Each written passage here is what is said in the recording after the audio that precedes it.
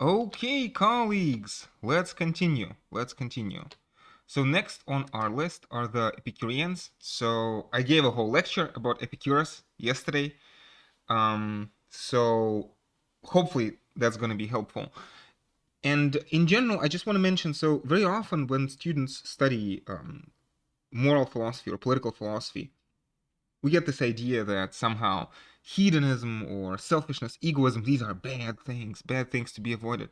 But it's like we gotta understand that a person in the street, like people in the street, usually take something like the Cyrenaic and the Cynic position, the Calliclean and the position of Callicles, right, and the position of Cyrenaics to be the default position. We act in life very often based on impulse of immediate pleasure, right? Immediate pleasure seeking, this selfish, narrow-minded manner. And in an important respect, modern philosophy, starting with Machiavelli, but especially Hobbes, is not going to talk about virtue anymore. So the stakes will be lowered, and philosophers will try to take people as they are, which is to say that people are vicious and pleasure-seeking and selfish and short-sighted, right? And how can institutional arrangements force people to behave in pro-social ways? So this is basically going to be the outlook. But I think in general, it's important to be aware of these views and not to censor them, right? We're doing philosophy. Every view has to be on the table. And, especially since I would imagine that, again, a lot of people, implicitly or explicitly, find these views to be most, what's the right phrase? True in a certain sense, right? Practical guides. Take these selfish, hedonistic, pleonexic views as guides to life. Like ask this question: are most people guided by considerations of ataraxia or by considerations of pleonexia? Anyway, so Epicurus, again, a wonderful article by Richard Parry. Epicurus, Epicurean moral theory is the most prominent hedonistic theory in the ancient world. So again, hedone in Greek meaning pleasure. While Epicurus holds that pleasure is the sole intrinsic good and pain is what is intrinsically bad for humans. Later we'll see, Jeremy Bentham will talk about this. Pleasure and pain, the two sovereign masters of human behavior. Epicurus is also very careful about defining pleasure and pain. Aware of the Cyrenaics, who hold that pleasures, moral and immoral, are the end and goal of all action, Epicurus presents a different argument. Epicurus presents a sustained argument that pleasure, correctly understood, will coincide with virtue, with arete, right? And this, I suppose, again, is what the in the literature is called the eudaimonist position, the coincidence of happiness and excellence, that an excellent life is a happy life. And in order to live a happy life, you have to be this excellent human being. And the word virtue here has the connotation of that this excellence is somehow pro-social, more or less, broadly speaking, coincides with some sort of consensual view of society. So this is what I would take eudaimonism to mean. Okay, so in the letter to Menoikeus, Epicurus begins by making a distinction among desires. Some desires are empty or groundless, vain desires. Others are natural. The natural are further subdivided into merely natural and the necessary. Finally, the necessary are those that are necessary for happiness, necessary for body's freedom from distress, and those necessary for life itself. A helpful scholar gives us some examples. Necessary desires are the ones that bring relief from unavoidable pain. So these are necessary desires, such as drinking when thirsty. If we don't drink, we need replenishment. We will just get thirstier and thirstier, a painful experience.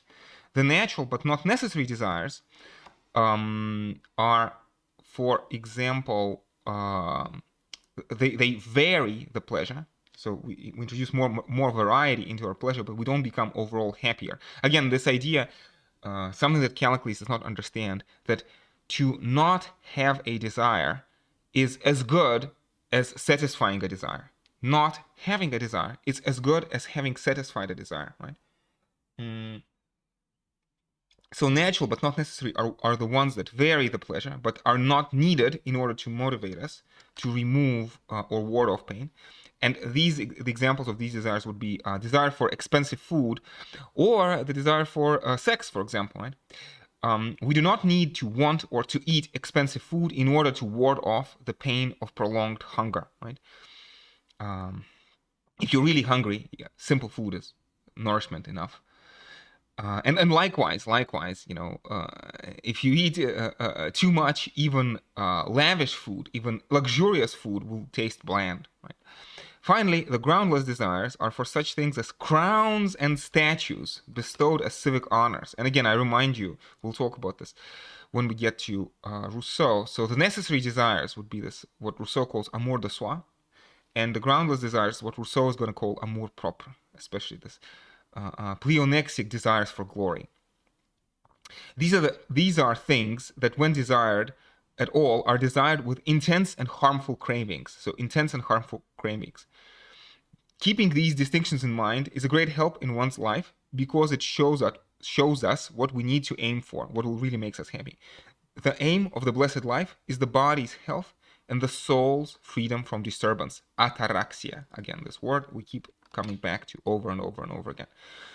After this austere introduction, Epicurus makes the bold claim that pleasure is the beginning and the end of the blessed life. Pleasure is the beginning and the end of the blessed life. Then he makes an important qualification. Just because pleasure is the good, it doesn't mean that you should seek every pleasure. Some pleasures lead to greater pain. And so the Epicureans do not avoid all pains, because some pains lead to greater pleasures. Again, the proverbial example, the textbook example, is usually going to the dentist, right? Nobody goes to the dentist because they like the pain of having your tooth drilled, right? But it is better than a greater pain of having, exacerbated problems later down the line. Such a position sounds, of course, like common sense hedonism. If one's aim is to have as much pleasure as possible over the long term, so notice difference between Epicureans and Cyrenaics. Cyrenaics want to maximize pleasures of the moment. Epicureans want to have as much pleasure as possible over the long term, which again, ultimately, at the end of the day, makes their ethics eudaemonist ethics, aimed at this eudaimonia, happiness over the whole lifetime. So it makes sense to avoid some smaller pleasures that will be followed by larger pains. If one wants, for example, to have as much pleasure from drinking wine as possible, then it would make sense to exercise some judgment about how much to drink on an occasion, since the next morning's hangover will be very unpleasant, right? Again, so this idea of drinking and hangover, again, is the best way to illustrate this idea of what the Epicureans call kinetic or dynamic pleasures. And, sort of pleasures which are associated with craving before you satisfy them, and pleasures from which you characteristically can get hangover the next day, right? So since the hangover of the next day will be very unpleasant, maybe you should exercise moderation when drinking, or refrain from drinking at all. However, this distinction among groundless, natural, and necessary desires should make us suspicious that Epicurus is no common sense hedonist. So Epicurus is no common sense hedonist because of this distinction. Again, this higher or rational form of hedonism. We'll talk about much more about this when we get to John Stuart Mill, again, his distinction between higher pleasures and lower pleasures. Anyway, so the aim of life for Epicurus is not maximizing pleasures in the way the above examples suggest. Rather, real pleasure, the aim of life, is what we experience through freedom from pain and distress. So the most important pleasure in life is freedom from pain and distress.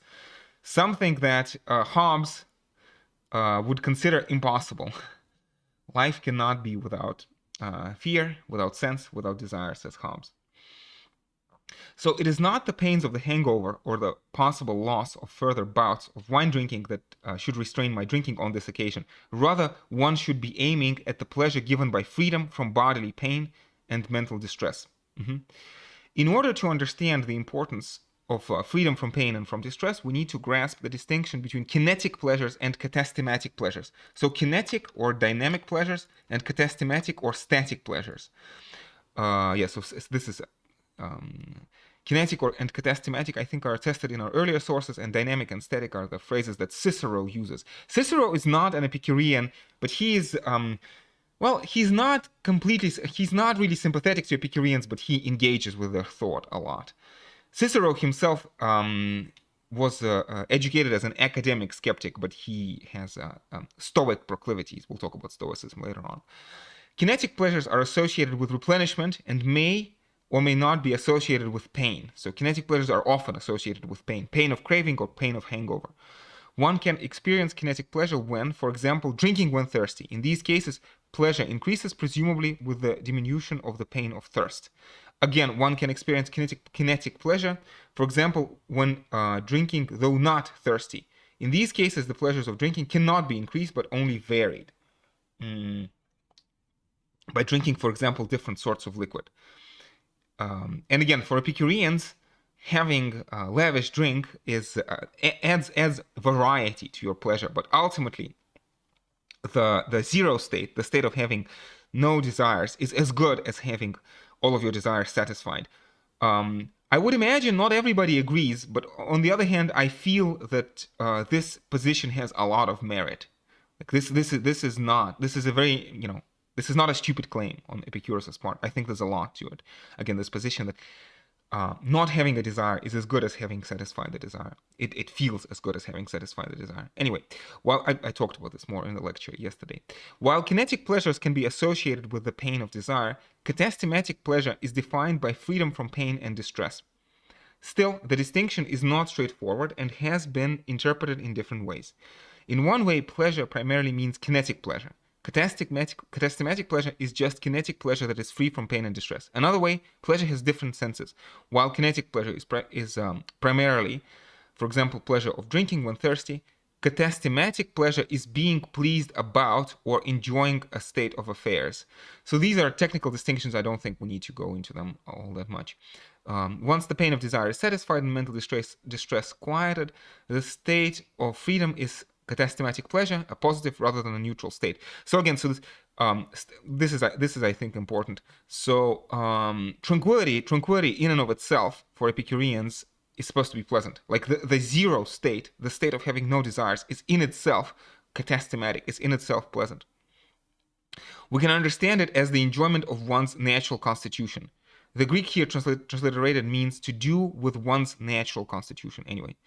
When one is not distracted by bodily pain or mental distress. So being free from bodily pain or mental distress in itself is nice. I am immediately tempted to make parallels to Eastern ideas of meditation, especially Buddhist ideas of nirvana. This is, I'm sure, like parallels are immediate and striking. Again, like both Buddhists and Epicureans are skeptical about the existence of providential gods. Both Epicureans and skeptics, both Epicureans and Buddhists are skeptical about the existence of the soul. Again, the famous doctrine of Anatmanvada in Anatman, right? In Buddhism, the non-self doctrine.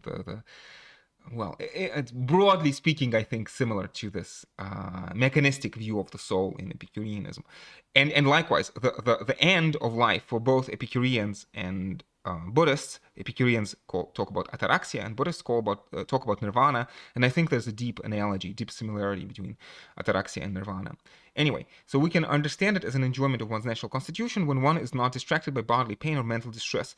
Finally, Epicurus not only thinks of the state as a positive one, but its pleasure as the perfect state, as the preferred state of pleasure. So ataraxia as the preferred state of pleasure, this static, self-sufficient pleasure. I could mention, right, because nirvana in Sanskrit actually means extinguishing desire.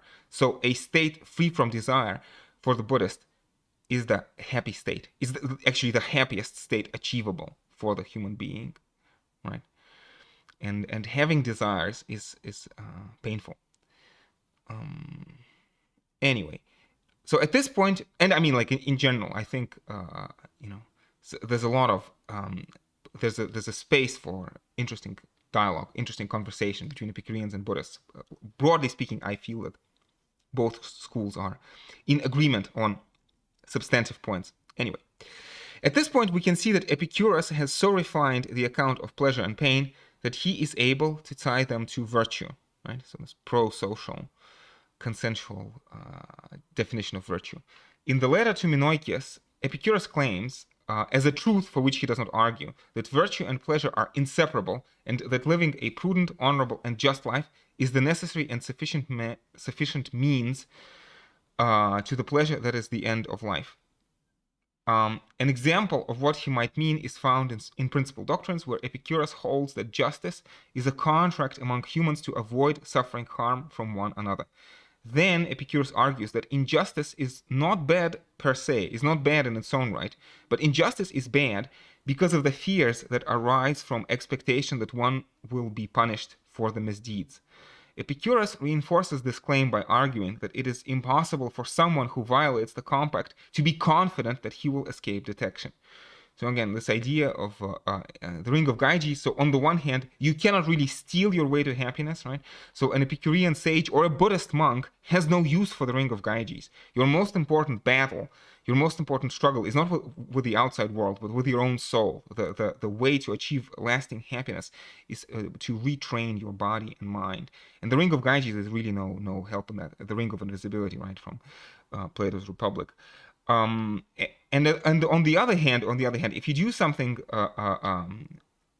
unjust, first of all, you're not getting anything valuable in return. Yet at the same time, forever and ever, you will be afraid that you will be found out and punished, because who knows, right? Somebody, you did something 20 years ago, and somebody will 20 years later blackmail you about it. Anyway. Epicurus thereby grounds justice, understood as the rules governing human intercourse, in his moral psychology, that is, the need to avoid distress. Epicurus, like his predecessors in the ancient moral tradition, identified the good as something psychological, so internal and psychological. However, instead of, for example, the complex Aristotelian notion of excellent activity of the soul, Epicurus settled on the fairly obvious psychological good of pleasure. Of course, Aristotle argues that excellent activity of the soul is also intrinsically pleasurable. So pleasure is also important for Aristotle. Still, in Aristotle's account, pleasure seems something like a dividend of excellent activity. So it's if you want, for Aristotle, pleasure is a byproduct of excellent activity and not the goal in itself. By contrast, for Epicurus, pleasure itself is the end of life. However, since Epicureans hold freedom from pain, aponia, again, Rousseau will use the Latin phrase indolentia, which is the translation of the Greek word aponia, freedom from pain. So since Epicureans hold freedom from pain, aponia, and freedom from distress, ataraxia, therefore Epicurus gives the preferable pleasure. Apologies. However, since Epicureans hold freedom from pain and distress, I cannot read this sentence. Since Epicureans hold that freedom from pain and from distress gives the preferable pleasure, I think there's a word missing here. The Epicureans therefore emphasize tranquility, ataraxia, as the end of life. In order to achieve freedom from pain and distress, Epicureans prefer the simple pleasures. Modern utilitarians, for whom freedom from pain and distress is not paramount, would include a broader palette of pleasures. So we can think of John Stuart Mill here. John Stuart Mill puts a lot of emphasis on ataraxia, but he also talks about these cultivating the higher pleasures, especially of art, music, literature, science. So not just ataraxia, but again, as the article Richard Parry puts here, a broader palette of pleasures. Nevertheless, Epicurus does not forbid luxurious pleasure, as long as they are fortuitous and not sought. So again, Epicurus does not forbid luxurious pleasure. Somebody, a student asked me yesterday, actually Vladimir asked me yesterday, about Epicureanism and communism. Sort of, communism seems to be about material abundance and prosperity, but Epicurus seems to be about frugality. Isn't there a conflict here? And I think this sentence is exactly the answer. Like it's material prosperity, having more wants and being able to satisfy them in more extravagant fashion. Is fine for Epicurus as long as it does not lead to conflict, and for both Marx and Mill. And in my mind, Marx and Mill are very closely tied together. I read Mill through the prism of Marx, and I read John Stuart Mill through the prism of Marx's philosophy, and I read Marx through the prism of John Stuart Mill's utilitarianism, right? And so I would say that both of them, both Marx and Mill, talk about these higher non-rival pleasures. And like from this basic Epicurean standpoint, and I think there's a deep Epicurean insight, deep Epicurean commitment in both Mill and Marx, they would say that it's fine to have these, a broader palette of pleasures as long as it doesn't lead to conflict. And in fact, both Mill and Marx are going to talk about how, especially in terms of these higher pleasures, what Mill calls higher pleasures, we are in the same boat and we are in this win-win situation. Anyway, well, we'll talk about this more when we get to Mill and Marx. Anyway, so back to the article. Epicurus's doctrine can be considered eudaemonist, right? So again, this eudaimonia, this notion of happy life as pleasant life, rooted in doing well, excellent activity, which also has a pro-social element. Anyway, while Plato and Aristotle maintain that virtue is constitutive of happiness, Epicurus holds that virtue is the only means to achieve happiness, right? So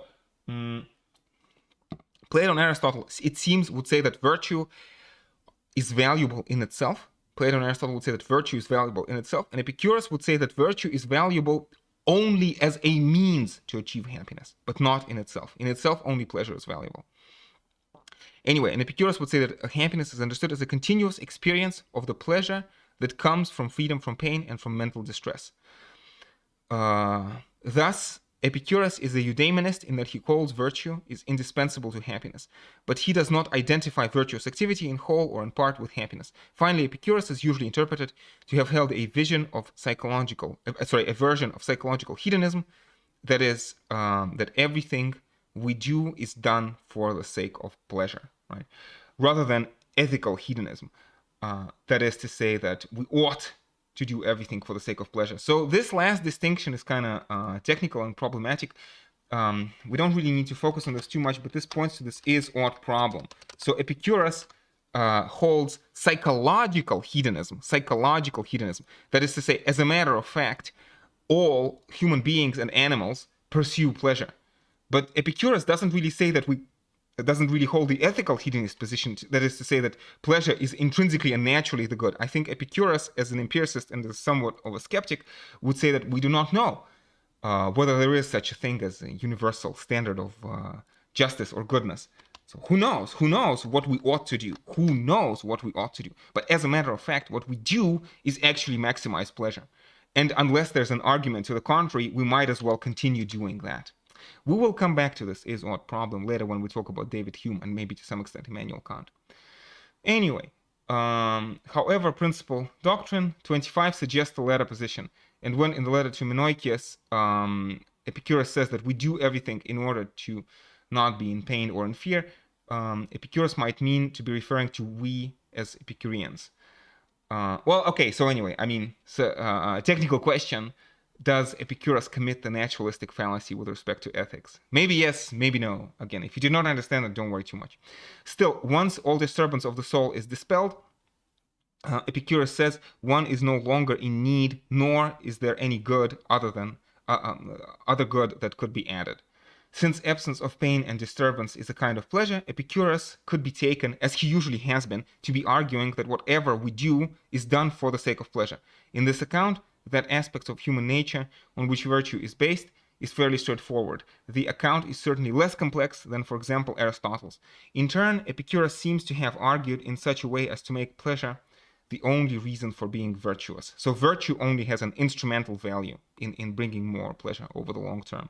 If psychological hedonism is true, then when one realizes the necessary link between virtue and pleasure, one has all the reason one needs to be virtuous and the only reason one can have. So I mentioned in the beginning that it seems to me that Hobbes's position is closer to Cyrenaics than to that of Epicureans. Well, it's complicated. Let's keep thinking about this. Well, actually, maybe even let me add this right here. So, is Hobbes a Cyrenaic or an Epicurean? That's not an interesting. Sorry, that's not a simple question. That is a very interesting but not a simple question. On the surface, he seems to be a Cyrenaic, but maybe he's an Epicurean. I don't know. Let's keep thinking about this. Okay, colleagues, again, as always, I hope this was stimulating. Let me finish this segment, and in the next segment, we will talk about the Stoics.